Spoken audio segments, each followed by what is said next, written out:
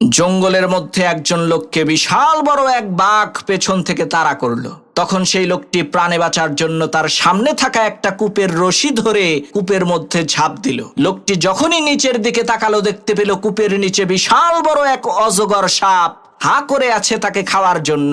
এমন সময় সাদা রঙের একটা ইঁদুর আর কালো রঙের একটা ইঁদুর কূপের সেই রশিটাকে কুটকুট করে আস্তে আস্তে কেটে দিচ্ছে।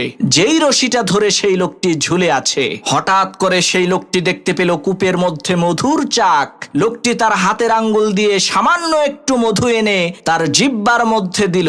মধুর স্বাদ আর মিষ্টতা কূপের উপরে বসে থাকা হিংস্র বাঘ, কূপের নিচে হা করে থাকা ভয়ঙ্কর ওই অজগর সাপ, সাদা আর কালো রঙের ইঁদুর সবকিছুর কথাই লোকটাকে ভুলিয়ে দিল। প্রিয় ভাইরা আমার, ওই লোকটার কেউ না, ওই লোকটা আপনি নিজেই। কূপের উপরে দাঁড়িয়ে থাকা ওই বাঘটা হচ্ছে আপনার মৃত্যু, যা আপনাকে প্রতিনিয়তই পেছন থেকে তাড়া করছে। আর নিচে বসে থাকা ভয়ঙ্কর ওই অজগর সাপ হচ্ছে আপনার কবর, যেখানে অবশ্যই আপনাকে যেতে হবে। আর যেই রশিটা ধরে ঝুলে আছেন, সেই রশিটা হচ্ছে আপনার হায়াত। সাদা রঙের আর কালো রঙের যেই দুইটা ইঁদুর কুটকুট করে আপনার হায়াতের রশিকে কেটে দিচ্ছে, সেই দুইটা ইঁদুর হলো দিন আর রাত।